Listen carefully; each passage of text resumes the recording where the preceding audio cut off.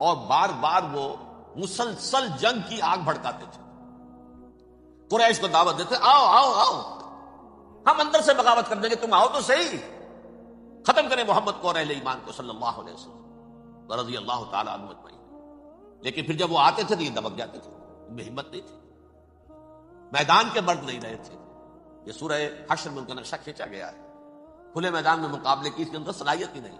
یہ تو فصیلوں کے پیچھے سے، جیسے عورتیں کہیں دیہات میں لڑائی ہوتی ہے تو مرد جو ہے گلیوں میں لڑتے ہیں، عورتیں اوپر سے پتھر پھینکتی ہیں، بس وہ کام یہ کر سکتے تھے. من ورائے جدر، فصیلوں کے پیچھے سے، جنگ میں میدان میں نہیں آ سکتے.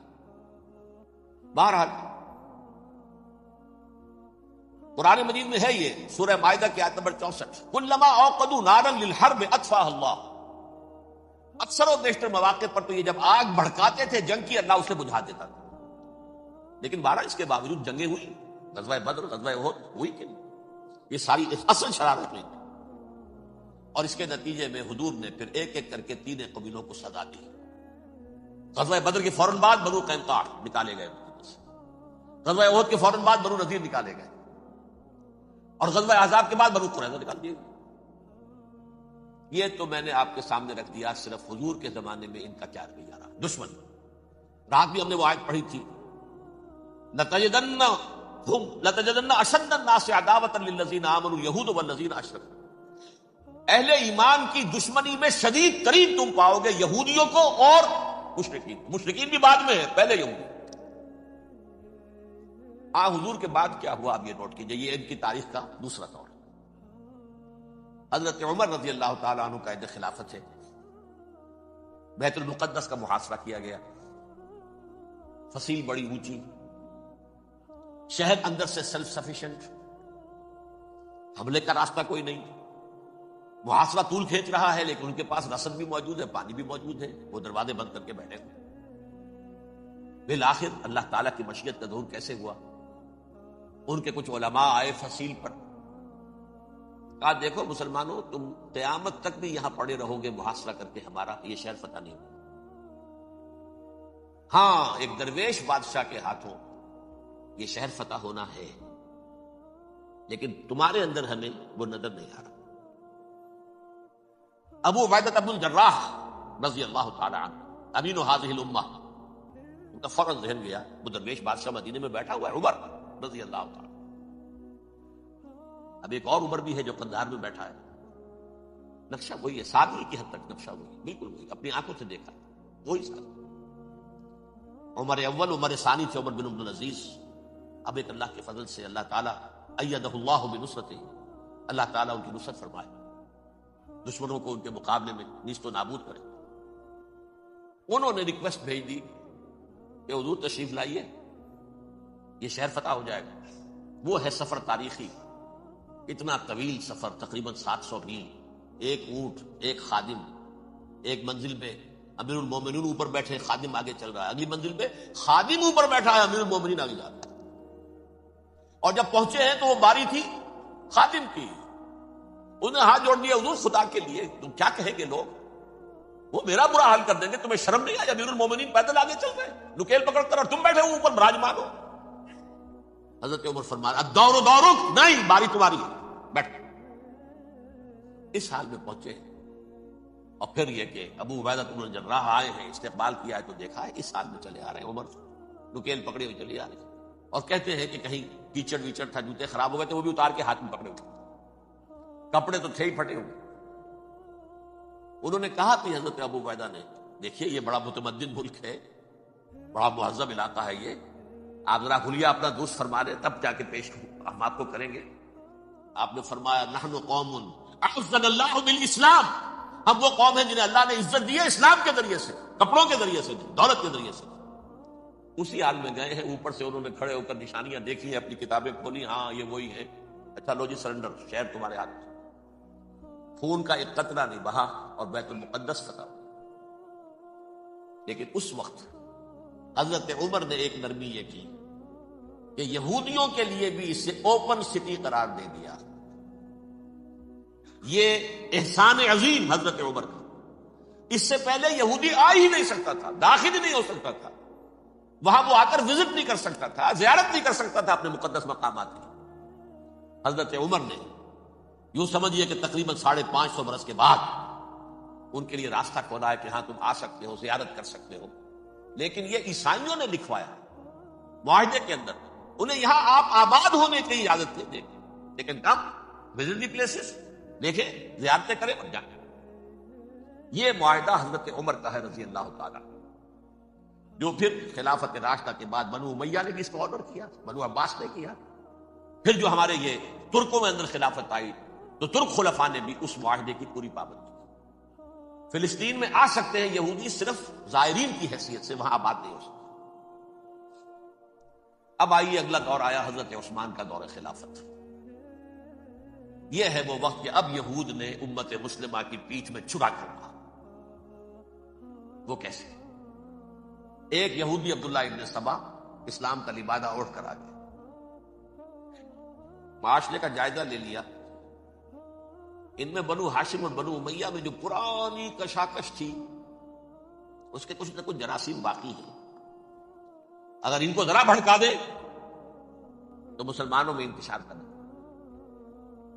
کہا یہ عثمان کون ہے؟ یہ تو بنو امیہ میں سے ہے، یہ حق تو بنو ہاشم کا ہے، خلافت ان کے پاس ہونی چاہیے، محمد کے تو رشتہ دار وہ ہے صلی اللہ علیہ وسلم. عوام الناس کے اندر بات پھیلنی شروع ہوئی. پھر ایک بڑی سازش کے انداز میں حضرت عثمان کے خلاف پروپیگنڈا، حضرت عثمان کے جو عاملین تھے، گورنر تھے، ان کے خلاف پروپیگنڈا، اور ایسی ہوشیاری کرتے تھے کہ کوفے میں کوفے کے حاکم کے خلاف کچھ نہیں کہنا. اجی مصر میں یہ ہو رہا ہے، اجی شام میں یہ ہو رہا ہے، اجی یہ جو عثمان ہے وہ یہ کر رہا ہے، یہ ظلم ہو رہا ہے، یہ لوٹ مار ہو رہی ہے، یہ خیانتیں ہو رہی ہیں. اب نہ تو اس زمانے میں مینز آف کمیونیکیشن، کیسے تصدیق کریں؟ افواہیں تو آپ آج کراچی کے اندر شروع ہو جائے تو پتہ نہیں چل سکتا کسی کو کہ کیا اس میں صداقت ہے کیا جھوٹ ہے. اور بری بات جو ہے فطرت انسانی کی کمزوری ہے، وہ فوراً قبول کرتا ہے. کسی کے بارے میں اچھی بات ماننے کو تیار نہیں ہوتا، لیکن بری بات تو فوراً تیار. بہرحال یہ فتنہ انہوں نے اٹھایا، حضرت علی کی الوہیت کا فتنہ اٹھایا، حضرت عثمان کے خلاف الفتنۃ الکبریٰ برپا کیا. حضرت عثمان شہید ہوئے. اس کے بعد 5 برس تک مسلمان ایک دوسرے کی گردنیں کاٹتے رہے، باہمی خانہ جنگی ہوئی. امت کو وہ زخم لگایا ہے جو آج تک جس سے خون رس رہا ہے. یہ شیعان عثمان اور شیعان علی تھے جو بعد میں پھر سنی اور شیعہ ہو، اور آج تک فتنہ کس نے جگایا؟ ایک عبداللہ ابن سبا یہودی اور اس کے کارندے، شیطان کا ایجنٹ، اور انسانوں میں سے بھی اس کے جو بھی حواریین تھے اور شیطانوں کے اندر سے بھی انہوں نے بھی اس آگ کو بھڑکایا. یہ آپ سوچ لیجئے کہ یہ کس نے وہ زخم لگایا؟ یہودی. اگلا دور آیا، خلافت راشدہ ختم ہوئی، بنو امیہ کا بھی دور کافی گزر گیا. طارق ابن زیاد 712 عیسوی میں حملہ کرتے ہیں اسپین پر. اسپین اس وقت عیسائیت کا بہت بڑا گڑھ، بڑے کٹر ترین عیسائی جو ہے وہ اسپین میں، لہذا یہودیوں کی وہاں بہت پٹائی ہوتی تھی، بہت پٹائی ہوتی. میں بتا چکا ہوں، دشمنی تھی چلی آ رہی تھی عیسائیوں کے ہاتھوں یہودیوں کی. وہ تو سن 300 عیسوی سے ایمپرر کانسٹنٹائن کے بعد سے شروع ہو گئی تھی. اس حوالے سے یہودیوں نے اس وقت چالاکی یہ برتی، کچھ راستے واسطے بتائے، کچھ مدد کی طارق ابن زیاد کی. طارق ابن زیاد نے انہیں اپنا محسن سمجھا. ہسپانیہ فتح ہو گیا تو یہودی چونکہ محسنین کی فہرست میں آ چکے تھے، انہیں بہت اقتدار نصیب، بڑی سپورٹ مسلمانوں نے دی. ان کے بڑے بڑے علماء جو اسی دور کے اندر پیدا ہوئے، بڑے بڑے تھنکرز ان کے اسی دور میں پیدا ہوئے. بن گوریون جو کہ ایک وزیر اعظم تھا اسرائیل کا، اس نے یہ لکھا ہے اپنی کتاب میں، Muslim Spain was the golden era of our diaspora. وہ ڈائسپورا جو 70 عیسوی سے شروع ہوا تھا اور 1917 عیسوی تک جاری رہا ہے، اس میں سے گولڈن ایرا ہمارا جو تھا وہ مسلم اسپین تھا. ہسپانیہ میں بیٹھ کر ہم نے عیش کیے. لیکن وہاں سے انہوں نے اور جو کچھ کیا، یہ تو داستان کے تو بہت سے گوشے ہیں، لیکن میں جس اسٹریٹ لائن میں چل رہا ہوں اس کے اعتبار سے ایک بات سمجھ گئی. وہاں بیٹھ کر انہوں نے اب عیسائیت کی پیٹھ میں چھرا گھونپا،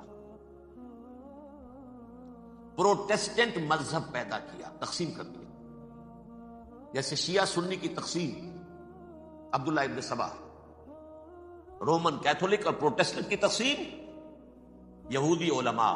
ہوتا کیا تھا؟ ہسپانیہ کی یونیورسٹیاں ہیں، کارڈووا میں ہے، ٹولیڈو میں ہے، گریناڈا میں ہے، غرناطہ، قرطبہ، تولیتلا، اور وہاں آتے تھے لوگ، فرانس سے چلے آ رہے ہیں نوجوان پڑھنے کے لیے. جرمنی سے چلے آ رہے ہیں، اٹلی سے چلے آ رہے ہیں، تین ہی ملک قریب ترین پڑتے ہیں سینٹرل جو یورپ کے ہیں. یہاں پر جو ہے وہ اسلام جو نور پھیلا رہا تھا اس سے بھی مستفیض ہوئے. جہالت کے جو ہے پردے ان کے وہ چھٹے. اس کے ساتھ ہی وہ یہودی وہاں ان کے اندر جو جراثیم داخل کر رہے تھے وہ اس عیسائیت کے خلاف بغاوت تھی جو اس وقت دنیا میں عیسائیت اس وقت تھی. پوپ کا راج تھا دنیا میں اس وقت. یورپ میں جو عیسائیت تھی اس میں ایک طرف بادشاہ تھے لیکن بادشاہوں کی حیثیت وہاں پر یوں سمجھ لیجئے کٹ پتلیوں کی تھی. اصل قوت پوپ کے ہاتھ میں تھی. اور پوپ کو انہوں نے جیسے قرآن نے کہا اتخذوا احبارهم ورهبانهم اربابا من دون اللہ، کیونکہ سینٹ پال نے شریعت موسوی ساقط کر دی تھی تو اب شریعت تھی ہی نہیں. پوپ کو اختیار تھا جس چیز کو چاہے حلال قرار دے دے، جس چیز کو چاہے حرام قرار دے دے. اتخذوا احبارهم ورهبانهم اربابا من دون اللہ. انہوں نے کہا صاحب یہ پوپ کس بلا کا نام ہے، یہ بھی انسان ہے. بات تو ٹھیک تھی نا. اصل حیثیت تو کتاب کی ہونی چاہیے، ڈیوائن بک، ریویلڈ اسکرپچر. لہذا یہ کتاب ہر شخص پڑھ سکتا ہے. کوئی پوپ کے باپ کو جو ہے کوئی اس کے لیے پروپرائٹری رائٹس تو نہیں ہے کہ صرف پوپ پڑھ سکتا ہے یا پادری پڑھ سکتے ہیں. ہم بھی پڑھ سکتے ہیں، ہم بھی سمجھ سکتے ہیں. یہ باتیں تھی کہ جن کو بڑھا چڑھا کر بیان کر کے اور پوپ کا اقتدار ختم کرا دیا اور توجہ مرکوز کر دی بائبل کی طرف. اب بائبل میں بڑا حصہ تو اولڈ ٹیسٹمنٹ کا ہے. نتیجہ کیا ہوا؟ یہود کی عظمت پروٹیسٹنٹس کے نزدیک مسلم ہو گئی. اصل قوم تو یہ ہے. وہ دشمنی بدلی کہ نہیں بدلی؟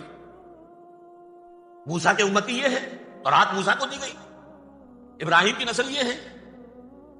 لہذا وہ جو دشمنی تھی، جو عداوت تھی کہ ہمارے خدا کو سولی چڑھانے والے ہیں یہ بدماش، اس کا ازالہ ہوا. اس پروٹیسٹنٹ مذہب کے نتیجے میں یہ میں اب آپ کو بتاتا ہوں کہ ایک نتیجہ وہ نکلا ہے جسے برٹرنڈ رسل نے بیان کیا ہے. اس کی کتاب ہے ان پریز آف آئیڈلنس، صفحہ 108. وہ لکھتا ہے دی Christians retaining the Judaic belief in a special revelation added to it the Roman desire for worldwide domination and the Greek taste for metaphysical subtleties. The combination produced the most fiercely persecuting religion that the world has yet known. یہ تین چیزیں آ کر عیسائیت میں مل گئی. ایک تو جب یہ اولڈ ٹیسٹمنٹ جو ہے وہ ان کے ہاتھ میں آ گئی، اور اس کے میں کچھ آپ کو بتا دیتا ہوں کہ اولڈ ٹیسٹمنٹ کی تعلیمات، کیونکہ یہ اولڈ ٹیسٹمنٹ جو ہے یہ محرف تھی. اصل تورات تو گم ہو گئی تھی 587 قبل مسیح میں، جب پہلی مرتبہ ہیکل جو ہے تباہ ہوا ہے اس وقت ختم ہو گئی. اس کے کوئی 150 سال کے بعد انہوں نے یادداشتوں سے مرتب کر کے لکھی ہے. اب اس میں ان کے اپنے خیالات، اپنے امانی، اپنی توجیحات وہ شامل ہو گئی. لہذا میں آپ کو حوالے دیتا ہوں اس کتاب کے اندر مظالم کی جو تعلیم دی گئی ہے. اہل کتاب نے اپنے مظالم قتل عام کے جواز کے لیے تورات میں تبدیلیاں کی اور پیغمبروں پر دہشت ناکی اور بدترین حرام کاری کے الزامات لگائے. سنیے، پہلا حوالہ ہے یہ گنتی باب 31 آیات 17-18. اس لیے ان بچوں میں جتنے لڑکے ہیں سب کو مار ڈالو، اور جتنی عورتیں مرد کا منہ دیکھ چکی ہیں ان کو بھی قتل کر ڈالو، لیکن ان لڑکیوں کو جو مرد سے واقف نہیں اور اچھوتی ہیں اپنے لیے زندہ رکھو. یہ کسی اللہ کی کتاب کا یہ جملہ ہو سکتا ہے؟ کسی ریویل بک کا؟ اور سنیے، یہ ہے استثناء ڈیٹرانومی باب 20 آیت 16-18. پر ان قوموں کے شہروں میں جن کو خداوند تیرا خدا میراث کے طور پر تجھ کو دیتا ہے کسی ذی نفس کو جیتا نہ بچا رکھنا، جیسا خداوند تیرے خدا نے تجھ کو حکم دیا بالکل نیست کر دینا. مرد، عورتیں، بچے، بوڑھے سب ختم. یہ کتاب مقدس ہے. اور سنیے، سیموئیل باب 27 آیت نمبر 9. اور داؤد نے اس سرزمین کو تباہ کر ڈالا اور عورت مرد کسی کو جیتا نہ چھوڑا. نمبر 4، ان سب آباد شہروں کو ماں، عورتوں اور بچوں کے بالکل نابود کر ڈالا. کتاب استثناء باب 3 آیت 6. یہ ہے جو کہہ رہا ہے برٹرنڈ رسل. کرسچینٹی میں آ کر بھی تین چیزیں شامل ہو گئی. ایک تو یہ باربیرین، یہ تعلیم جو ہے، اور یہ مذہب کے نام پہ تعلیم. یہ کتاب مقدس کی تعلیم. نمبر 2، رومنز کے اندر جو ایک تمنا تھی ورلڈ ڈومینیشن کی، وہ عیسائیت کے اندر آ گئی. جیسے کہ پوری رومن امپائر جو ہے عیسائی ہو گئی، اسے وراثت کے اندر ورلڈ ڈومینیشن کی جو ایک تمنا تھی وہ مل گئی. اور پھر یہ کہ انہوں نے جو توہمات تھے یونانیوں کے، ان کو بھی اپنے ہاں مختلف شکلوں کے اندر جمع کر لیا. ان تین چیزوں کا the combination produced the most fiercely persecuting religion that the world has yet known. اس کے نتیجے میں دنیا میں تاریخ انسانیت کے اندر جو بدترین خونخوار ترین مذہب ہو سکتا ہے، وہ شکل عیسائیت نے اختیار کی. اور اس کا مظہر عتم کیا تھا؟ نوٹ کیجیے، صلیبی جنگیں. ایک بات ٹائم ٹیبل کے اعتبار سے نوٹ کر لیجیے گا. فرسٹ ملینیم ختم ہوا، سیکنڈ شروع ہوا. ان کے 1000 سال ختم ہوئے تو 11ویں صدی میں سیکنڈ ملینیم شروع ہوا، تو پہلی صلیبی جنگیں ہوئی. لاکھوں مسلمان قتل ہوئے. صرف یروشلم کے اندر اتنا خون بہایا کہ خود ان کے ہسٹورینز لکھتے ہیں کہ جب ان صلیبیوں نے، جب گھوڑوں کے ساتھ وہ چل رہے تھے گلیوں میں، تو ان کے گھوڑوں کے گھٹنوں تک خون کی ندی بہ رہی تھی. جہاں سے گزرے ختم کرتے چلے گئے، آبادیاں کی آبادیاں ختم. اگرچہ اس کروسیڈ میں گیہوں کے ساتھ گھن بھی پسا، یہودی بھی بہت مارے گئے. یہ فرانس سے، جرمنی سے جب یہ کروسیڈرز آ رہے تھے، 3000 میل کا سفر طے کر کے آئے تھے. سوچئے اسے. اربن ثانی پوپ جو تھا، آگ لگا دی تھی اس نے پورے یورپ کے اندر. شرم سے ڈوب مرو، تمہارے مقدس علاقے مسلمانوں کے ہاتھ میں. انفیڈلز، یہ کافر، یہ مرتد، یہ ملحد. مسیح جہاں پیدا ہوا، مسیح کو جہاں سولی دی گئی، وہ کہاں ہے؟ ان کے ہاتھ میں. وہ آگ لگائی ہے. 3000 میل کا فاصلہ طے کر کے یہ دو بنائی. اب جو تباہی بچائی ہے تاریخ انسانی میں، ایسی بربریت کی کوئی مثال. اور یہ ان کے اپنے ہسٹورینز لکھتے ہیں شرم کے بارے میں. ایسے محسوس ہوتا ہے جیسے ان کی گردنیں جھکی جا رہی لکھتے ہیں. اب آگے چلیے. یہ جو بغاوت ہوئی پوپ کے خلاف، اس میں نوٹ کیجئے تاریخی اعتبار سے، سب سے پہلے بغاوت کرنے والا ملک انگلستان تھا. اس نے اپنا چرچ علیحدہ بنایا، چرچ آف انگلینڈ. تو پوپ سے رشتہ منقطع. The first Protestant kingdom in Europe was England. اسی سے رشتہ جوڑی ویسٹ، وائٹ اینگلو سیکسن پروٹیسٹنٹس. ان میں اولیت کا شرف کسے حاصل ہے؟ برطانیہ شریف کو. یہاں پر انہوں نے اب ایک بہت بڑا جو کارنامہ کیا، پوپ کی گرفت کم ہوئی یورپ پر سے، پروٹیسٹنٹ مذہب کا فروغ ہوا، تو انہوں نے سود کی اجازت حاصل کر. جب تک پوپ کی حکومت تھی سود حرام تھا. نو ٹرانزیکشن، نہ انٹرسٹ، نہ یوزلی، کچھ بھی نہیں. پروٹیسٹنٹس کے ذریعے سے سود کی اجازت حاصل کر. اس کے بعد بڑے بڑے بینک بنا کر بیٹھ گئے. House of Rothschilds, house of Goldsmiths. یہ عمران خان صاحب کے جو خسر جو تھے، گولڈ سمتھ، یہ بینک، بڑی بڑی فیملیز. ان لوگوں نے کیا کیا؟ اب ریشہ دوانیاں. یورپ میں مختلف ملکوں کے درمیان جنگیں کروائیں سازشوں کے ذریعے سے. وہی کلما اوقدوا نارا للحرب، جنگ کے لیے آگ بھڑکا دینا تو ان کا پرانا مشغلہ تھا. جنگیں کرواتے تھے. پھر فرانس کے بادشاہ کو بھی قرض چاہیے اسلحہ کے لیے، انگلستان کے بادشاہ کو بھی قرض چاہیے. ہاؤس آف راس چائلڈز کا ایک نمائندہ وہاں بیٹھا ہے، ایک یہاں بیٹھا ہے، اور منہ مانگے شرح پر سود کے اوپر قرض دے رہے ہیں. ان کو سب کو جو ہے ان کے سارے مالی وسائل کھینچ لیے، دولت پر قبضہ کر کے بیٹھ گئے. اور اس کا نتیجہ یہ نکلا چند 100 سالوں کے اندر کہ فرنگ کی رگے جاں پن جائے یہود میں. اس سودی نظام کے ذریعے سے دولت پر ان کا قبضہ. علامہ اقبال 1905 سے 1908 تک رہے تھے، لیکن یہ کہ ان کی نگاہ تھی ایسی. گاہ میری نگاہ تیز چیر گئی دل وجود، گاہ الجھ کے رہ گئی میرے توہمات میں. اور انہوں نے دیکھا ہے کہ فرنگ کی رگے جہاں پن جائے یہود میں. ابھی ہٹلر کا تو وجود بھی نہیں تھا، بعد میں ہٹلر کو محسوس ہو گیا نا واقعتاً ہمارا اصل دشمن یہ یہودی ہے جو یہاں پر بیٹھا ہوا، جو ہمارا خون چوس رہا. آخر یوں ہی تو نہیں، دماغ اس کا ایسے تو خراب نہیں ہو گیا تھا. یہ قتل عام، یہ ہولوکاسٹ کس لیے؟ اس نے پہچان لیا، اس لیے کہ وہ ویسٹ نہیں تھا، وائٹ اینگلو سیکسن پروٹیسٹنٹ. اصل جادو جو چلا وہ پر چلا. اور برطانیہ ان کا سب سے بڑا جو ہے وہ پشت پناہ، مددگار، حامی. اس کے ساتھ ساتھ انہوں نے کوشش کی، یہ ترک خلفاء بیچارے، مرد بیمار تو بن چکا تھا یورپ کے اندر، زوال سے دوچار ہو چکی تھی ترکی خلافت، انہوں نے بھی محل بنائے تھے. آج تجھ کو بتاتا ہوں تقدیر امم کیا ہے، شمشیر و سنا اول، طاؤس و رباب آخر.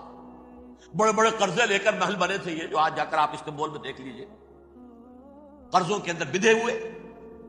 لیکن یہ کہ کم سے کم یہ ضرور کیا کہ بڑی سے بڑی رشوت انہیں یہودیوں نے پیش کی کہ کسی طرح ہمیں فلسطین میں آباد ہونے کی اجازت دے دو. لیکن this goes to their credit, انہوں نے کہا نہیں، یہ معاہدہ جو عمر نے کیا تھا رضی اللہ تعالی عنہ، اس کو میں نہیں بدل سکتا. تم جاؤ، جا کے زیارت کرو، جاؤ، تم وہاں آباد نہیں ہو سکتے، کیونکہ ترکی کے زیر ادگی تھا نا علاقہ، سلطنت عثمانیہ میں شامل تھا، پورا ویسٹ ایشیا، پورا ایسٹ یورپ، پورا شمالی افریقہ، 3 بر اعظموں پر پھیلی ہوئی تھی سلطنت عثمانیہ، خلافت عثمانیہ. 400 برس تک خلافت ان کے ہاں رہی ہے. انہوں نے نہیں مانا. نتیجہ کیا نکلا؟ انہوں نے اس خلافت کے نظام کو ختم کرنے کی یہ سازش شروع کی. اس سازش کا نتیجہ تھا، اس کو دیکھ کر بھانپ کر ہندوستان میں تحریک خلافت چلی ہے.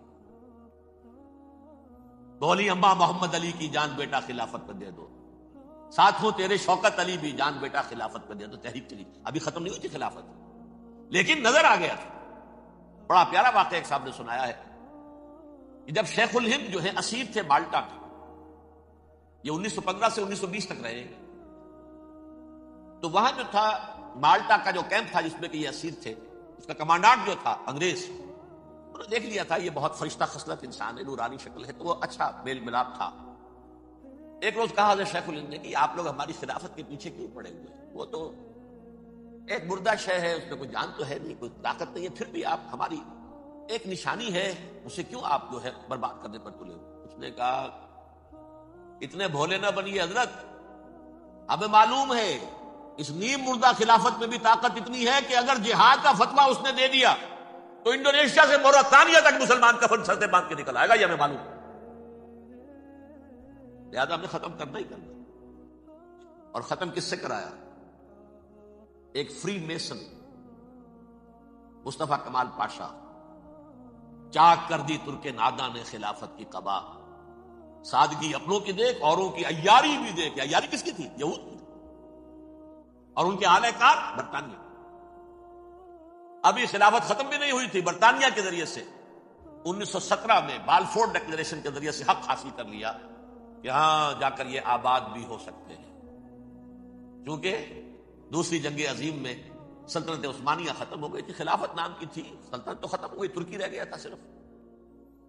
اور جنرل ایلنبی کی فوجیں داخل ہو چکی تھی یروشلم میں، یروشلم پر قبضہ برطانیہ کا ہو چکا تھا، اور قبضہ دلوانے والے برطانیہ کو ہمارے ہندوستان کے مسلمان فوجی بھی تھے. اربوں نے بغاوت کی ترکوں کے خلاف، اور انگریزوں کی فوج میں ہمارے ہندوستان کے مسلمان سپاہی بھی. بہرحال اب چونکہ ان کے پاس آ گیا، برطانیہ نے اعلان کر دیا، بالفور ان کا وزیر خارجہ، Jews have a right to settle in Palestine, تو جائیں آباد ہو سکتے. یہ 1917 کا اعلان ہے. اس کے بعد جو کچھ انہوں نے طریقے برتے ہیں، اس میں دھن، دھوس، دھاندلی، دھوکہ، ہر چیز. مثلا دھن گئے، جناب یہ آپ مکان بیچیں گے؟ اچھا جی لے لیجیے. آپ کیا مانگتے ہیں؟ 10 لاکھ. میں 11 لاکھ دیتا ہوں، لیکن کل ہی نکل جائیں. پیسے کی کمی تھی نہیں، پورا یورپ کا سرمایہ ان کے پاس، بینکرز کے پاس. زائنسٹ موومنٹ اصل میں بینکرز کی موومنٹ تھی. 1897 میں جمع ہو کر انہوں نے جو پروٹوکول بنائے تھے وہ کون تھے؟ سب کے سب بینکرز تھے. دولت کی کمی نہیں تھی. تم 10 کی بجائے 11 لوگ نکل جاؤ. یہ کھیت بیچتے ہو کتنے کا؟ بھائی 12 کا. ہم 13 دیتے ہیں بھائی، جلدی سے نکل. یہ بھی کیا، دھن کے ذریعے سے ڈسپلیس کیا، جہاں زور چلا نکال دیا. اور اس کے بعد پھر جب سن 48 میں اسرائیلی ریاست قائم ہو گئی، اب اسرائیلی جو ہے عدالتوں میں استغاثے دائر کرنے شروع. یہ فلاں مکان میرے پڑانے پکڑ دادا سگڑ دادا کا تھا 2000 سال پہلے، جس کے اوپر یہ قبضہ کر کے بیٹھے ہوئے، یہ میرے پاس دستاویزات ہیں. اچھا ٹھیک ہے، آپ نکل جائیں، یہ مکان ان کا. اس طریقے سے انہوں نے بے دخل کیا فلسطینیوں کو، اور خود وہاں پر قدم جما کر مضبوطی سے بیٹھے. یہ ہے کہ جو مغربی اقوام نے کیا ہے، اس میں سیکنڈ جو ہے رول پلے کیا ہے امریکہ نے. ویسٹ جو ہے اس کا نمبر 2 امریکہ تھا، اب نمبر 1 امریکہ ہے. اب برطانیہ کی کوئی حیثیت اب نہیں ہے، لیکن سب سے بڑا وکیل جو ہے وہ وہی ہے اب بھی. لیکن ظاہر بات ہے کہ west white Anglo Saxon Protestants کا امام اس وقت جو ہے وہ برطانیہ یو ایس اے. 1948 میں یہ قائم ہوا، اور یہاں پہ نوٹ کیجئے پاکستان 47 میں قائم ہوا، اور تقریباً 9 مہینے ہیں درمیان میں. اگست 47 اور مئی یا جون 48. اس کا کیا مطلب ہے یہ میں بعد میں بتاؤں گا آپ کو. پہلی جنگ ہوئی 48 میں، عربوں نے بغاوت کی اور عرب جیت رہے تھے. اچانک پتہ نہیں کیوں عربوں نے جنگ بند کر دی. یہ بالکل یوں سمجھیے کہ پیرلل واقعات ہیں. کشمیر میں ہم جیت رہے تھے، بھاگ کر نہرو پہنچ گیا یونائٹڈ نیشنز کے اندر، جنگ بند ہو گئی، ختم ہوا. ایسے کچھ اپنوں کی غلطی بھی تھی، کچھ قبائلیوں نے وہاں جا کر سری نگر ایئرپورٹ تک پہنچ گئے تھے، بجائے اس پر قبضہ مکمل کرنے کے لوٹ مار میں لگ گئے. اپنوں کی غلطی بھی تھی، لیکن اس کے باوجود پڑھنا بھاری تھا. اور اگر سری نگر ایئرپورٹ پر قبضہ ہو گیا ہوتا تو سوال ہی پیدا نہیں ہوتا کہ بھارت بھی اپنی فوجیں اتار سکتا، زمینی راستہ تھا ہی نہیں. وہی وہاں ہوا ہے بڑے ہی عجیب طریقے پر. عرب جیت رہے تھے، اسرائیل جو ہے شکست کھا رہے تھے، عربوں نے صلح کر دی. کچھ مہینوں کے بعد عربوں نے دوبارہ جنگ کی. اتنے عرصے میں یہ اسرائیلی یہ سب جو ہے جتنے دہشت گرد ہیں اسرائیل، یہ اس دور کے لوگ ہیں. وہ چاہے مینیجم بیگن تھا یا کوئی اور، یہ سب کے سب اس دور کے ٹیررسٹ.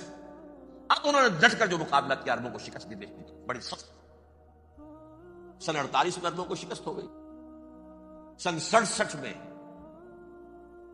روس کے سکھانے پڑھانے پر جمال عبد الناصر نے حملہ کیا، بلاکیٹ کر دیا ایلات کا، بندرگاہ کا. 6 دن کی جنگ کے اندر اسرائیلیوں نے روس سے پورا صحرا سینا لے لیا، اسرائیل کو شام سے گولان ہائٹس لے لیے، اردن سے یہ پورا مغربی کنارہ جو یہ اردن کا حصہ ہے، اور مشرقی یروشلم اردن کے پاس تھا، اس پر بھی قبضہ کر دیا. 1967 کی جنگ کا نتیجہ کیا نکلا؟ یروشلم پورا کا پورا یہودیوں کے قبضے میں چلا گیا. جو 1948 میں آدھا کر دیا گیا تھا، ویسٹرن یروشلم یہ یہودیوں کے پاس، ایسٹرن یروشلم مسلمانوں کے پاس، اور مشرقی یروشلم ہی میں مسجد اقصی ہے اور قبۃ الصخرہ ہے، وہ مسلمانوں کی تحویل میں تھے. اردن کا قبضہ مسلمانوں کی تحویل. لیکن اب 67 میں پورا یروشلم ان کے قبضے میں آ گیا. پھر بہرحال مصر نے ایک کوشش کی بدلہ لینے کی سن 73 کی جنگ میں، اور اس میں کوئی شک نہیں بڑی شجاعت کا مظاہرہ کیا. رمضان وار آف 1973 بارلیو لائن کراس کر دی، جسے وہ سمجھتے تھے کہ کوئی طاقت دنیا کی ہمارے اس دفاعی جو ہے لائن اس کو کراس کر نہیں سکتی. لیکن جب امریکہ اپنی پوری طاقت لے کر میدان میں آ گیا ہے تو ظاہر بات ہے کہ مصر کی حیثیت امریکہ کے مقابلے میں کچھ نہیں. یہ ہے میں نے جو مختصر سی تاریخ آپ کے سامنے رکھی ہے. اب جو اصل مسئلہ ہے سمجھیے، سین کیا ہے، منظر کیا ہے. یہ پہلو وہ ہیں بہت سے کہ جو شاید بہت سے حضرات کی نگاہوں میں نہ ہو، باقی تو یہ تاریخ کے واقعات ہیں، اکثر لوگوں کے علم میں ہوتے. یہودیوں میں بھی ایک بڑی شدید اندرونی کشاکش ہے، جیسے ہم مسلمانوں میں. کچھ مسلمان وہ ہیں جو نماز روزے کی پابندی کرتے ہیں، دین سے انہیں تعلق ہے. کچھ وہ ہیں جو نہ نماز نہ روزہ نہ کچھ، نام تو ان کے ہیں، محمد حسین ہے، غلام علی ہیں تو صحیح، سیکولر ذہن ہے، مادی پرستی ہے، کچھ نہیں ہے کہ نہیں. ایسا ہی ان کے ہاں بھی ہے. اصل یہودی جو ہے، عملی یہودی، اس کی شکل آپ نے اگر کبھی دیکھی ہو، اس کے سر کے اوپر اونچا ہیٹ ہوتا ہے کالا، ان کی زلفیں لمبی لمبی ہوتی ہیں، خاص طور پر یہ جو ہے کلپٹی کے بال، یہ قلمے جو ہیں یہ تو لا کے چھلے بنا کر بڑا خوبصورت سا جو ہے وہ ہار بناتے ہیں. لمبا کالا کوٹ پہنا ہوتا ہے، لمبی داڑھی ہوتی ہے. یہی وجہ ہے کہ مسلمانوں میں بھی مصر میں جس کی لمبی داڑھی ہوتی تھی، اب کچھ حالات شاید بدل گئے، وہ سمجھتے تھے یہ یہودی ہے. یعنی لمبی داڑھی یہودی رکھتا تھا، مسلمان نہیں. مسلمان تو عرب صرف ٹوکن داڑھی رکھتے ہیں یا شیو کرتے ہیں، یا سعودیوں کی طرح صرف کوئی نشان چھوڑتے ہیں، اللہ اللہ خیر. لمبی داڑھی شعار جو ہے یہودیوں کا ہے. ایک انتہا پر تو یہ ہے. دوسری انتہا پر وہ ہیں جنہیں کسی شے سے غرض نہیں، شراب بھی پیتے ہیں، سب کچھ ہے، سور بھی کھاتے ہیں یہودی. بینکرز ہیں، بڑے بڑے سائنسدان ہیں، سب کچھ ہے. وہ زیادہ تر جو ہے سیکولر دین کے. کچھ بیچ بیچ میں بھی ہے، جیسے یہ ایریل شیرون ہے، ویسے شیوڈ ہے، داڑھی تو نہیں ہے اس کی، لیکن سر پہ وہ ضرور وہ جو ہے اس کی جو ٹوپی سی آپ کو رکھی نظر آ جائے گی. یہ ہے درمیانی یہودی ہونے کا نشان کہ ایک شعار انہوں نے اپنا جو ہے برقرار رکھا ہوا. وہ ایک ٹوپی چپکی ہوئی سے ہوتی ہے, وہ ٹوپی کیا ہوتی ہے پتہ نہیں, کیسے چکی رہتی ہے مجھے نہیں معلوم. یہ جو کشمکش ہے اس میں, جو زیادہ رائٹسٹ اور لیفٹسٹ کی کہہ لیجیے, سیکولر اور مذہبی لوگوں کی کشمکش ہے, ان کے درمیان ایک کشاکش جو ہے اس کو سمجھ لیجیے کہ وہ کیا ہے. ایک چیز تو ان دونوں کے درمیان قدر مشترک ہے, پوری دنیا کی مالیات پر ہم تسلط کریں گے, قبضہ کریں گے, ڈومینیٹ کریں گے. لوگوں کو ہم بنا کر رکھ دیں گے حیوان, ملٹی نیشنل کمپنیاں ہوں گی, انہی کا راج ہوگا, انہی کی حکومتیں ہوں گی, انڈسٹری انہی کے ہاتھ میں ہوگی, لوگ یا مزدوروں کی حیثیت سے کام کریں گے یا تھوڑے سے مینیجرز ان میں سے بھی ہم لے کر کچھ تنخواہیں ان کو بھی دے دیں گے. باقی سود کے ذریعے سے ملائی ہم کھینچتے رہیں گے, مکھن ہمارے پاس آتا رہے گا. ورلڈ ڈومینیشن, اکنامک ڈومینیشن, یہ تو دونوں کے نزدیک متفق ہے. سیکولر بھی چاہتے ہیں اور جو مذہبی یہودی وہ بھی چاہتے ہیں. اس کے بعد ایک اختلاف ہے. مذہبی یہودی یہ کہتا ہے ہمیں گریٹر اسرائیل بنانا ہے, اور گریٹر اسرائیل وہ سارے علاقے ہیں جو ان کی تاریخ میں اسرائیل سلطنت کا حصہ رہے.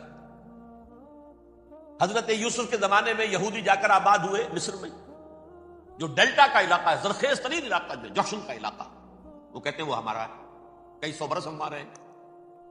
سرائے سینا ہمارا ہے, اس میں کوہ طور ہے جس میں حضرت موسیٰ کا ہم کلام ہوئے اللہ سے, تورات ملی. اس میں 40 برس تک ہم بھٹکتے پھرے ہیں. صحرائے تی ہے یہ, یتیہون فی الارض 40 سنہ. پھر فلسطین تو خیر ہماری جدی پشتی جائیداد ہے, جاگیر ہے. پھر یہ عرب جو ہے یہ بھی مدینہ تک ہمارا ہے, مدینہ سمیت ہمارے قبیلے وہاں تھے جہاں سے نکالا مسلمانوں نے. پورا عراق ہمارا ہے, پورا شام ہمارا ہے, اور ترکی کا بھی ایک علاقہ ہے ابتدائی, مشرقی جنوبی, وہ بھی ہمارا ہے. یہ ہے گریٹر اسرائیل کا, یہ ہم نے بنانا. جبکہ جو سیکولر ذہن کے لوگ کہتے ہیں کیا کرو گے اس کو بنا کے, اس میں جو عرب ہیں وہ تم سے لڑتے رہیں گے, تم انہیں مارو گے وہ تمہیں ماریں گے, اگر تم 10 مارو گے تو ایک تو وہ بھی ماریں گے نا تمہارا. ٹھیک ہے, فائدہ کیا ہے؟ اس کی بجائے ہم یہ کرتے ہیں کہ عرب اور اسرائیل مل کر, کزنز ہیں نا آپس میں, آپ کو معلوم ہے بل کلنٹن نے یہ الفاظ کہے تھے جب اسحاق ریبن سے معانقہ کرایا تھا شاہ حسین مرحوم کا, تو کیا کہا, یو آر کزنز. حضرت ابراہیم کے 2 بیٹوں سے نسل ہے نا, حضرت اسماعیل سے عرب ہے, حضور ہے, اور حضرت اسحاق سے یہ بنی اسرائیل, کزنز ہے, یو آر کزنز. تو ہم کزنز مل کر ایک اکنامک یونٹ بناتے ہیں, جیسے ایشیا پیسیفک ایک یونٹ بن گیا ہے, آسیان ایک یونٹ بن گیا ہے, وغیرہ وغیرہ. پورا یورپ ایک یونٹ بن گیا ہے, ایک کرنسی بن گئی ہے. ہم اس پورے علاقے کو ایک اکنامک یونٹ بناتے ہیں. پیسہ اربوں کا ہوگا, ان کے پاس بہت دولت ہے. تیل ان کا ہوگا, بہت تیل ہے ان کے پاس. مزدور ان کے ہوں گے, بڑی تعداد ہے ان کی. مینجمنٹ ہماری ہوگی, ٹیکنیکل نو ہاؤ ہمارا ہوگا, سائنسدان ہم ہوں گے. ملائی ہم کھاتے رہیں گے, چھاچھ ان کو دیتے رہیں گے. تو ہمیں آم کھانے ہیں, پیڑ گننے کی کیا ضرورت ہے؟ خام خواہ ان کی دشمنی مول لیں, زیادہ دشمنی بڑھائیں. اس چھوٹے سے اسرائیل کو تسلیم نہیں کرتے, ہم گریٹر اسرائیل کو کیسے تسلیم کر لیں گے یہ؟ لہذا اس خیال کو دل سے نکالیں. یہ اختلاف ہو گیا نمبر 1, بہت بڑا اختلاف. لیکن نمبر 2, اس اختلاف میں اتفاق یہ پیدا کیا گیا, یہاں ایک بات ہم آپ کی مانتے ہیں, ہم کسی بھی پیس پروسیس میں یروشلم نہیں دیں گے ان کو, عربوں. یہ انڈیوائیڈڈ دارالخلافہ رہے گا اسرائیل. اور نمبر 2, مسجد اقصی اور قبۃ الصخرہ کو گرا کر 3rd ٹیمپل بنائیں گے. یہ مذہبی یہودیوں کو اتنی رشوت اگر وہ نہ دیں تو وہ ان کے ساتھ کام کرنے کو تیار ہی نہیں سکتے. یہ پورا پس منظر سمجھ لیجئے, اصل میں بٹوین دی لائنز سمجھے بغیر یہ خبریں جو آپ پڑھتے ہیں. ادھر امریکہ کا معاملہ کیا ہے؟ ایک طرف وہ پشت پناہ ہے, حمایتی ہے, پروٹیکٹر ہے, محافظ ہے اسرائیل کا. اسرائیل امریکہ ہی کی آؤٹ پوسٹ سمجھ لیجئے, اسی کی ایک ریاست سمجھ لیجئے. لیکن اس کے ساتھ ہی وہ اپنے جو دنیاوی عالمی مصلحتیں ہیں, اتنی بڑی قوم عرب کی جو ہے اسے بھی دشمن تو نہیں بنانا چاہتا. ان میں بھی ماڈریٹس کو چاہتا ہے کہ رہے ماڈریٹس, یہ جو ہماری جیب میں ہے, حسنی مبارک ہو, شاہ فہد ہو, جو ہماری جیب میں ہے. ورنہ یہ کہ وہاں پر اگر زیادہ ریڈیکل لوگ آ گئے تو ہمارا ویسے ہی بیڑا غرق ہوگا. لہذا وہ جبر کرتے رہے ان پر کہ صلح کرو کوئی نہ کوئی.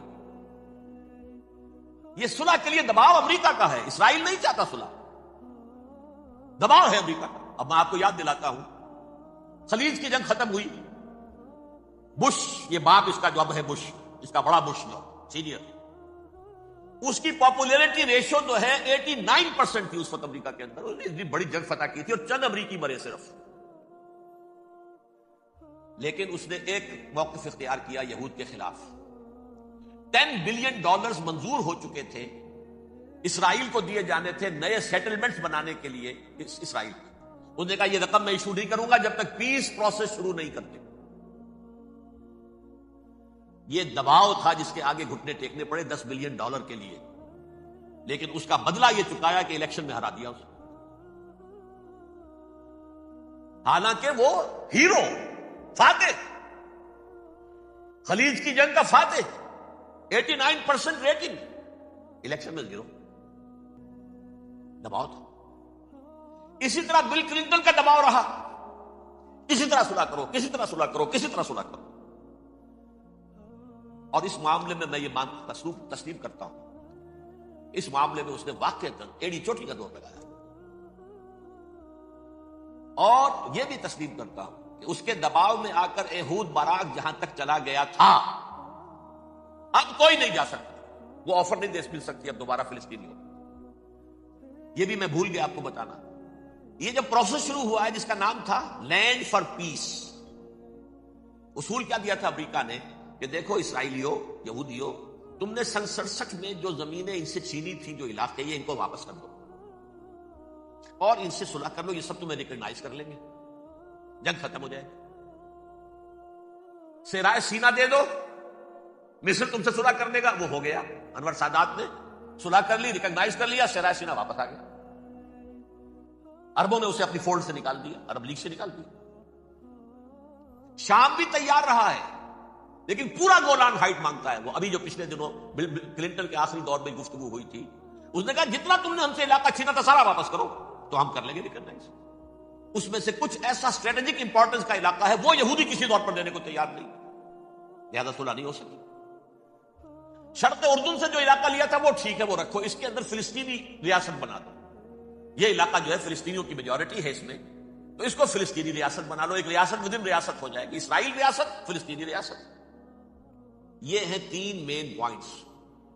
چوتھی بات پہ آ کر روک دیتے تھے کہ یہ پھر بعد میں سوچیں گے یروشلم کا مستقبل کیا ہوگا، یہ موسٹ سینسٹیو ایشو جو ہے یہ بعد میں سوچیں گے. اب جب یہ پیس ٹاک شروع ہوئے تو یاد ہے اسحاق ریبین تھا، اسے کس نے قتل کیا؟ یہودی نوجوان نے. یہ تم کیسے دے رہے ہو زمینیں؟ ہمیں تو اور لینی ہے. تم نے سینا واپس کر دیا، ہمیں تو جشن کا پورا علاقہ لینا، مصر کا سارا فرٹائل ایریا جو ہے وہ لینا اسے. تم گولان ہائٹس دے رہے ہو، ہمیں پورا شام لینا ہے. لہٰذا تم کیسے کرنا؟ لینڈ فار پیس، پیس اور نو پیس، نو لینڈ. نبی نے واپس نہیں کیا، ہمیں تو اور لینا. کس نے قتل کیا؟ یہودی نے، فلسطینی نے قتل کیا. ایہود باراک کی بات میں آپ کو بتا رہا ہوں، یہ یہاں تک چلا گیا تھا کہ اسرائیلی ریاست بھی ہم فلسطینی ریاست بھی مان لیں گے، یروشلم بھی، مشرقی یروشلم دے دیں گے، تمہارا اقتدار ہوگا اس پر. البتہ یہ جو احاطہ ہے جس میں جنوب میں مسجد اقصیٰ ہے اور ذرا شمال کی طرف ہے قبۃ الصخرہ. قبۃ الصخرہ آپ جانتے ہیں، جب بھی ٹیلی ویژن پر یروشلم سے کوئی خبر آ رہی ہوتی ہے پیچھے وہ بڑا سا مینار، وہ گنبد نظر آتا ہے سنہرا. یہ وہ جگہ ہے چٹان، ٹیمپل ماؤنٹ. یہ پہاڑی تھی پہلے، جیسے کوہ صفا، کوہ مروہ، اب کیا رہ گئی؟ کبھی پہاڑیاں تھی. یہ کوہ صفا کے اوپر چڑھ کر حضور نے نعرہ لگایا تھا ما صباحا. اب کیا ہے وہ کوہ صفا بیچارہ؟ وہ تو ایک چھوٹی سی علامت ہے، کوئی پہاڑیاں سے دکھائی دیتی ہے، اس کے اوپر بھی گنبد ہے. اسی طرح ٹیمپل ماؤنٹ ہے وہ جہاں پر کہ ہیکل سلیمانی تھا، اور وہ گرا دیا تھا رومیوں نے، مسلمانوں نے تو نہیں گرایا. لیکن پھر حضور کو معراج وہاں سے ہوا تو عبد الملک بن مروان نے وہاں پر یہ بہت بڑا گنبد بنا دیا. یہ قبۃ الصخرہ ہے. وہ مسجد اقصیٰ نہیں ہے، مسجد اقصیٰ اس کے علاوہ ہے، وہ جنوبی علاقے میں ایک ریکٹینگولر احاطہ ہے بہت بڑا، جس کے جنوبی علاقے کے اندر مسجد اقصیٰ ہے، اور یہ اس کے شمالی حصے. ایہود باراک نے یہاں تک آفر کر دی تھی کہ مسجد اقصیٰ کو اپنے پاس رکھ لو، لیکن یہ ٹیمپل جو ہے، یہ ٹیمپل ماؤنٹ، یہ قبۃ الصخرہ کی، یہ ہماری کمٹمنٹ ہے مذہبی یہودیوں کے ساتھ کہ ہم یہاں پر جو ہے ٹیمپل بنائیں گے، تھرڈ ٹیمپل، ہیکل سلیمانی کی تیسری مرتبہ تعمیر یہاں ہوگی. لیکن ظاہر بات ہے فلسطینی کیسے مان لیں، مسلمان کیسے مان لیں؟ یہ ہے وہ چیز کہ جس کی وجہ سے وہ سارا معاملہ ناکام ہوا. ویسے مجھے یقین ہے کہ اگر فلسطینی مان بھی لیتے تبھی یہودی جو ہے جس طریقے سے اسحاق ریبیون کو اس نے قتل کر دیا تھا تو یہ اس کو بھی یہود براق کو بھی قتل کر دیتے اور وہ کسی صورت تسلیم نہ کرتے کہ یہ یروشلم جو ہے یہ انڈیوائیڈڈ سٹی نہ رہے بلکہ ڈویژن ہو جائے اس کی اور صرف مغربی حصہ ہمارے پاس رہ جائے اور مشرقی جو ہے عربوں کے پاس کبھی تسلیم نہیں کرتے بن جائے. اب دیکھیے اس وقت شکل کیا ہے. میرا اندازہ یہ ہے کہ اب جو مذہبی یہودی ہیں ان کے صبر کا پیمانہ لبریز ہو گیا ہے اور اب ایک مڈ وے آدمی اس وقت وہاں پر آ گیا ہے, ٹوپی والا. اگرچہ وہ پریکٹسنگ یہودی اس طرح کا نہیں ہے, داڑھی والا نہیں ہے, زلفوں والا نہیں ہے وہی کوٹ پینٹ والا, لیکن یہ کہ اوپر رکھتا ہے وہ ٹوپی. ایریل شرون اور انتہائی سفاک جس نے کہ فلسطینیوں کے 2 کیمپ ایسے اڑائے تھے جیسے کہ چیونٹیوں کیا ہو لشکر اور ان کو پاؤں تلے رون دیا جائے, اس طریقے سے ختم. بہت بڑا قاتل, مرڈرر, وہ وزیر اعظم. اور اب جو ہے ان کے صبر کا پیمانہ لبریز ہو گیا ہے. اب ان کا فیصلہ یہ ہے کہ انہیں 3 بڑے بڑے قدم اٹھانے. نمبر 1, فلسطینیوں کا خاتمہ, ایتھنک کلینزنگ. اگر یہ فلسطینی رہتے ہیں یہاں پر تو اگر 10 ہم ان کے ماریں گے تو 2-3 یہ ہمارے مار دیں گے. تو اسرائیلی کی جان تو بہت قیمتی ہے, یہ تو خیر 1000 بھی مر جائے تو کوئی بات نہیں, یہ تو کیڑے مکوڑے ہیں, جنٹائلز ہیں, گوئمز ہیں, یہودی وہ مر جائے. لہٰذا ان کا ٹنٹا بکاؤ, اب ان کو ختم کرو. وہ اشتہار شاید آپ کے دنوں سے گزرا ہوگا جس میں نے یہ الفاظ لکھے کہ بوسنیا کی ایتھنک کلینزنگ جو ہے ماند پڑ جائے گی. اور جو کچھ ایتھنک کلینزنگ ہوئی تھی 500 برس قبل ہسپانیہ میں, اس کا نقشہ آپ دیکھیں گے دنیا. اس وقت کیا ہوا تھا, عربوں کو, مسلمانوں کو یا جلا دو, قتل کر دو, یا جہازوں میں ان کو ڈمپ کر لے اور لے جا کر شمالی افریقہ کے ساحل کے اوپر اتار دو, ڈمپ. ایک بچہ بھی نہیں رہنے دیا تھا ہسپانیہ میں. 1492 میں سقوط غرناطہ ہوا ہے اور اس کے بعد 10 سال کے اندر اندر ایک بچہ مسلمانوں کا ختم کر. یہ ہے فیصلہ ان کا. اب بہت بڑا قدم وہ اٹھانے پر مجبور. کب تک آپ رہیں گے؟ ہمارے لوگ مارتے ہیں, 16 نوجوان ہمارے مار دیے. لیکن آج گھر تھا اس میں ایک چلا گیا فلسطینی, بم اپنے جسم سے باندھ کر وہاں اڑا دیا, خود بھی اڑ گیا, 16 ان کے نوجوان اڑ گئے. لہذا یہ چیز ان کے لیے ناقابل برداشت تھی. ان کے صبر کا پیمانہ اب لبریز ہے. نمبر 2, انہیں بہرحال اب یہ کرنا ہے کہ مسجد اقصی کو گرائیں, قبۃ الصخرہ کو گرائیں اور ٹیمپل بنائیں.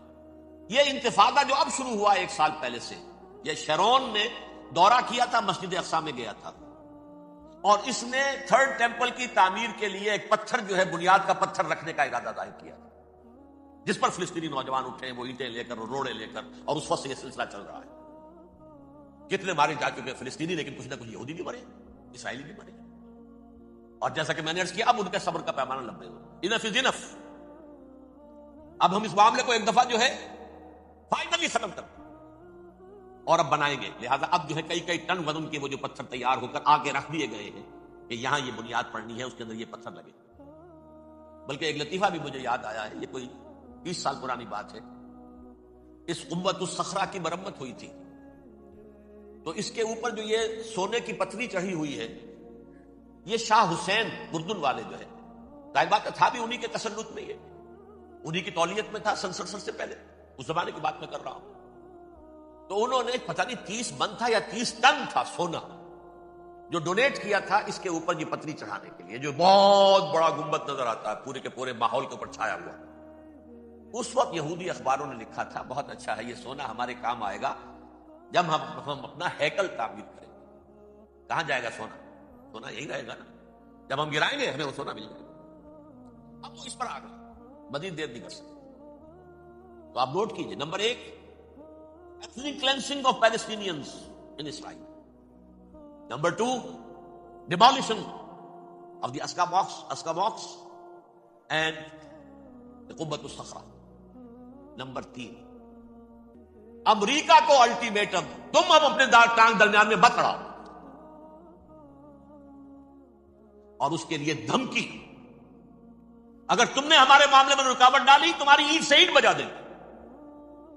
لیکن یاہو نے یہ کہا تھا میں واشنگٹن میں آگ لگا دوں گا یہ انہوں نے امریکہ میں عظیم ترین دہشت گردی کر کے امریکہ کی ایڈمنسٹریشن کو، انتظامیہ کو یہ دھمکی دے دی ہے کہ باز آ جاؤ.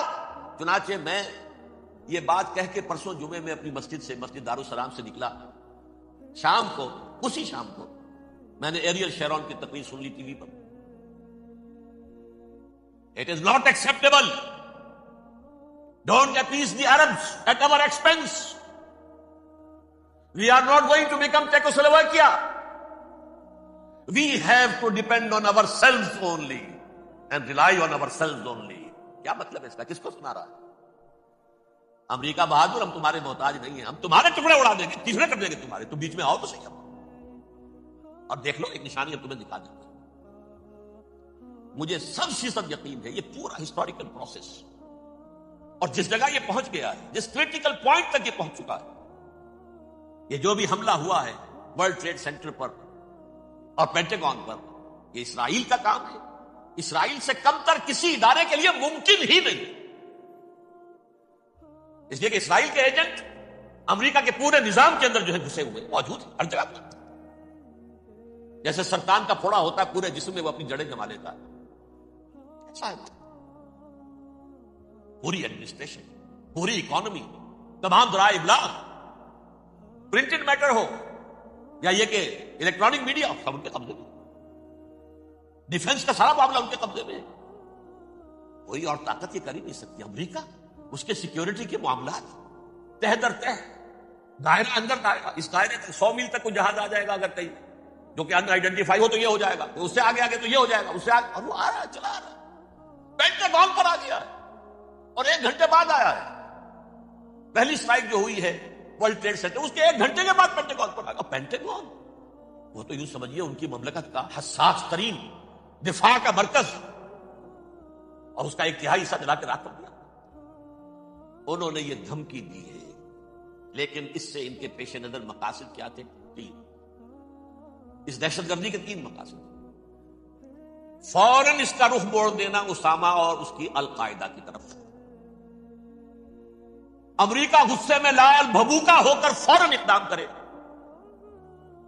اور ایک طرف تو اسامہ اور ان کے ساتھ طالبان کا ٹنٹا مکاتا، اور دوسری طرف چونکہ پاکستان الائی ہے اور پاکستان کے عوام جو ہیں وہ طالبان کے ہمدرد ہیں، وہ اگر اٹھے تو ان کا بھی بیڑا کرے. ایک تیر سے 2 شکار تو ادھر ہو جائیں جو مستقبل میں انہیں خطرہ ہے. 1967 کی جنگ کے بعد جبکہ انہوں نے فتح کا جشن منایا تھا یہودیوں نے، تو انہوں نے پیرس میں جو ایک جشن منایا ہے، وہاں بن گوریون کی تقریر یہ تھی، ہمیں کسی عرب ملک سے کوئی خطرہ نہیں، کوئی اندیشہ نہیں، ہمیں اندیشہ اگر ہے تو صرف پاکستان سے. یہ ہے وہ بات جو میں نے کہی تھی. نکتہ کیا ہے؟ یہ سائملٹینیسلی کیوں وجود میں آئے ہیں یہ 2 ملک؟ مشیت ایسڈی میں پاکستان کا رول یہ ہے. حدیث میں آتا ہے ما انزل اللہ من دائن الا انزل لہ دواء، اللہ نے کوئی بیماری ایسی نہیں اتاری جس کا کہ توڑ اور دوا پیدا نہ کی. اسرائیل کا توڑ پہلے پیدا کی. جیسے بچے کی ولادت بعد میں ہوتی ہے، ماں کی چھاتیوں میں دودھ پہلے پیدا ہو جاتا ہے. یہ اللہ کی فطرت ہے، اللہ کا طریقہ ہے. خطرہ انہیں ہے تو ہم سے ہے، اگر کوئی خطر مجھ کو تو اس امت سے. اس کی خاکستر میں ہے اب تک شرارے آرزو. یہاں کے عوام، حکومت تو ٹھیک ہے ہماری جیب میں آ گئی، عوام کے اندر ہے، یہ بھڑک سکتی ہے چنگاری. یہی وجہ ہے بار بار ان کا کہ ہم زیادہ دباؤ نہیں ڈالنا چاہتے پاکستان پر. ہمارا بہت بڑا الائی ہے، ہم بہت پیسے بھی دے دیں گے، یہ بھی کر دیں گے، وہ بھی کر دیں گے، لیکن ہم زیادہ دباؤ نہیں ڈالنا چاہتے، ڈی اسٹیبلائز نہ ہو جائے، یہاں کے عوام پہ کھڑے نہ ہو جائے. لہٰذا حملہ یہاں سے نہیں، ازبکستان سے کرانے کی بات ہو رہی. اندر خانے پوری سپورٹ ہے، لیکن یہ کم سے کم ظاہر نہیں ہونے دیں گے کہ کیا کچھ ہو رہا ہے، تاکہ یہاں کے عوام کے اندر وہ چنگاری جو ہے اس بارود کے اندر پڑ گئی تو یہ سادہ ڈی اسٹیبلائز ہو جائے. لیکن ڈی اسٹیبلائز ہونے میں جہاں اس کا خطرہ ہے کہ پرویز مشرف کی حکومت ختم ہو جائے، وہاں اس کا بھی خطرہ ہے کہ پاکستان ختم ہو. ڈی اسٹیبلائز ہونے کا مطلب کیا ہے؟ بھارت کو واک اوور دے سکتے، جاؤ اب گھس جاؤ، پولیس ایکشن کرو، یہاں اب امن نہیں رہا ہے، ہم امن قائم کرنے آ رہے ہیں. یا یونائٹڈ نیشنز کی فوجیں K4 آ جائے یہاں پر امن قائم کرنے کے لیے، اور ہماری جو ایٹمی صلاحیت ہے وہ تو ویسے ہی برباد ہو. ایک چیز تو ان کے پیش نظر یہ تھی، اس میں تو اللہ تعالیٰ نے کچھ تھوڑی سی عافیت پیدا کر دی. ان کا خیال تھا کہ غصے میں آگ ببو کا ہو کر امریکہ جو ہے بھوکے شیر کی طرح ٹوٹ پڑے گا. بس لیکن وہاں وہ اپنے باپ کی طرح کولیشن بنانے کی فکر ہو گئی اسے. کولیشن بنتے بنتے تو وقت لگتا ہے. بستی بسنا کھیل نہیں، بستے بستے بستی ہے. دل کا اجڑنا سہل صحیح، بسنا سہل نہیں ظالم. بستی بسنا کھیل نہیں، بستے بستے بستی. کولیشن بناتے بناتے نیٹو بھی پھدکنے لگا تھا کہ ہمارے پاس انہوں نے کچھ ثبوت دیے ہی نہیں ابھی تک. کوئی کسی نے کچھ اور کہا، سعودی عرب نے بھی کہہ دیا ہمارے اڈوں سے آپ جہاز اڑا کر حملہ نہیں کریں گے وغیرہ وغیرہ. اس چکر میں ایک تو وقت نکل گیا اور دوسرے فوراً ہی ان پر آیا ہو گیا یہ تو ہمارے ساتھ کیا ہی اسرائیل نے ہے.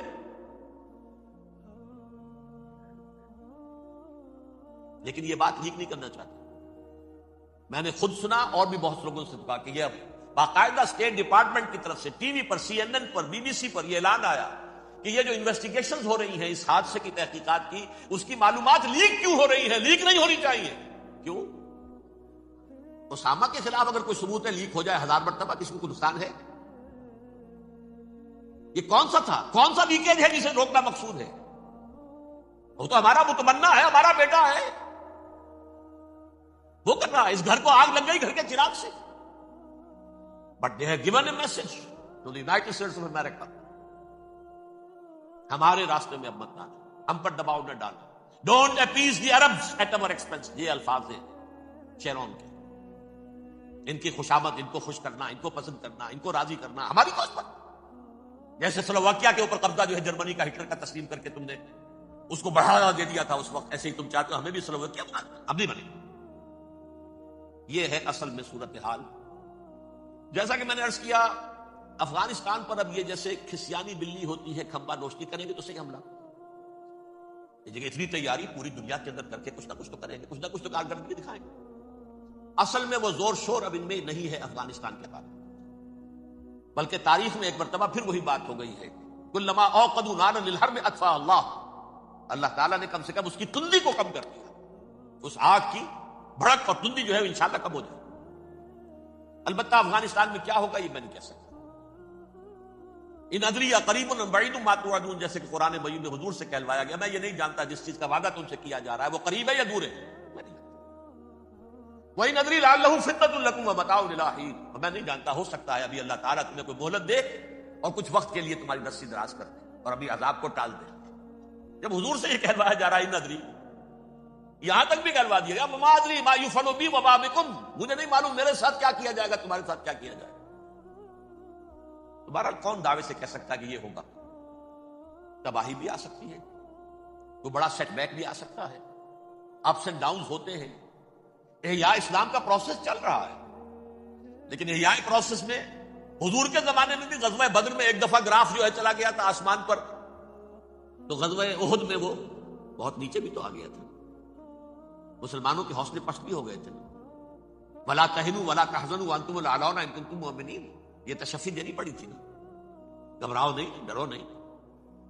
ان یمسسکم قرح فقد مس القوم قرح مثلہ. اگر تمہیں کوئی چرکا لگا ہے تو تمہارے دشمنوں کو اس سے بڑا چرکا لگ چکا 1 سال پہلے. انہوں تو ہمت نہیں چھوڑی، 1 سال کے بعد دوبارہ ہو گئے حملہ آور تم پر. تم کیوں دل چھوڑ گئے؟ تو کوئی سیٹ بیک آ سکتا ہے، اور یہ بھی ہو سکتا ہے، اور اللہ کرے کہ ہو جائے، کوئی واقعہ فیل بھی پیدا ہو سکتا ہے دوبارہ. اللہ تعالیٰ چڑیوں کے ذریعے سے اور ان کی چونچوں اور ان کے پنجوں کی کنکریوں کے ذریعے سے ہاتھی والوں کو برباد کر سکتا ہے. الم تر کیف فعل ربک باصحاب الفیل الم یجعل کیدہم فی تضلیل وارسل علیہم طیرا ابابیل ترمیہم بحجارۃ من سجیل فجعلہم کعصف مأکول. کھایا ہوا بھوسا جگالی کر کے جب نکلتا ہے جیسے ہوتے ہیں، ایسا پورا لشکر کر دیا. اللہ تعالیٰ کر سکتا ہے، کوئی مشکل نہیں. وہ علی کل شیء قدیر، اسے ہر شے کی قدرت حاصل ہے. لیکن اصل بات جو ہے میں آپ کو بتانا چاہتا ہوں، یہ ہے سائیڈ ایشو. اصل ایشو ہے فلسطین کا جو شروع ہونے والا ہے. بھٹی دہکے گی وہاں. ظاہر بات ہے کہ اگر کوئی بہت بڑا اقدام ہو جاتا ہے فلسطینیوں کے خلاف، اور اگر واقعتاً مسجد اقصی اور مسجد قبۃ الصخرہ گرا دیے جاتے تو طوفان اٹھے گا عالم عرب میں. یہ حسنی مبارک ہو یا شاہ خالد ہو یا کوئی اور ہو، یہ نہیں روک سکتے اس طوفان کو. نوجوان خون اٹھے گا.